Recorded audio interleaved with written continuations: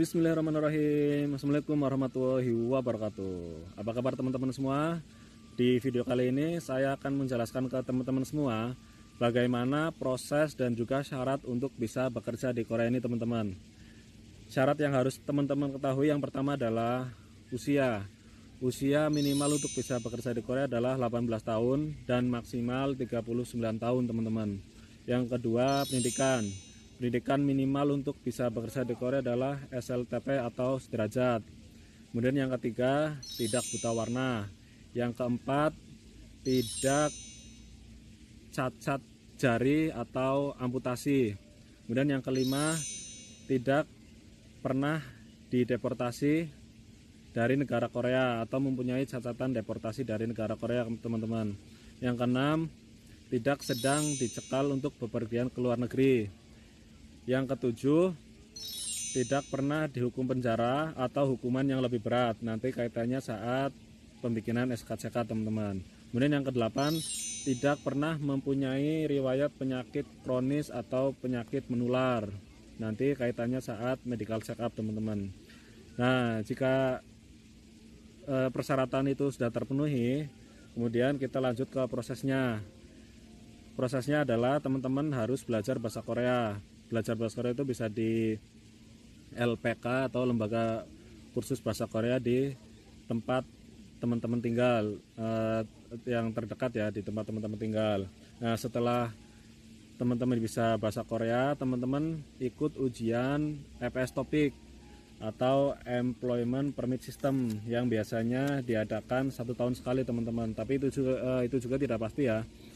Dulu pertama saya proses ke Korea itu tahun 2008, saya belajar bahasa Korea 2008, kemudian 2008-2009 itu ada krisis global. Jadi antara 2008 sampai 2009 tidak ada ujian. 2009 akhir itu, bulan 9 itu baru ada ujian. Jadi sekitar 1,5 tahun baru ada ujian, teman-teman. Tapi mudah-mudahan setiap tahun selalu ada ujian, jadi teman-teman tidak usah menunggu lama ya. Nah, ujian itu juga terdiri dari ujian bahasa Korea dan juga ujian skill test, teman-teman.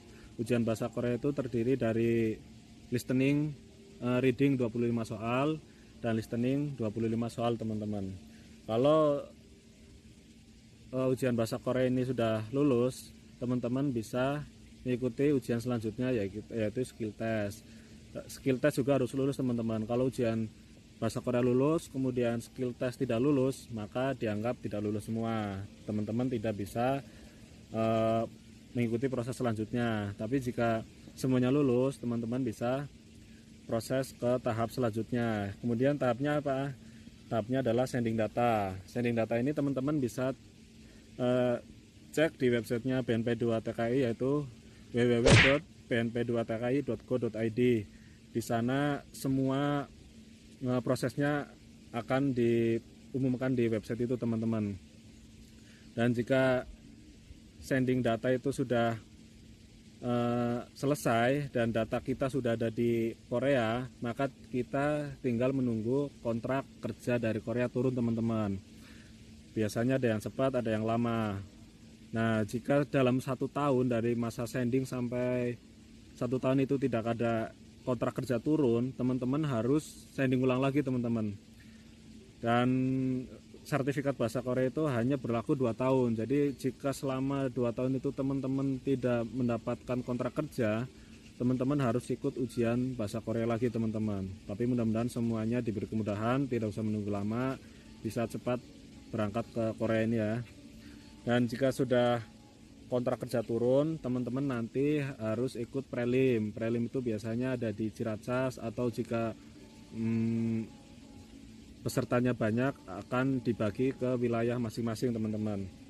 Prelim itu nanti biasanya selama 6 hari.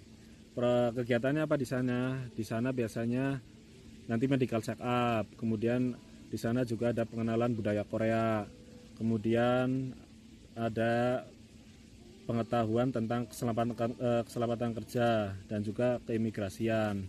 Nanti setelah prelim selesai, preliminary training selesai, teman-teman bisa pulang lagi, tinggal nunggu jadwal penerbangan, teman-teman. Jadi Jadwal penerbangan juga ada yang cepat, paling biasanya ada yang 1 bulan, ada yang 2 minggu, ada yang agak lama 2 bulan atau 3 bulan. Semuanya tergantung dari Korea ya teman-teman.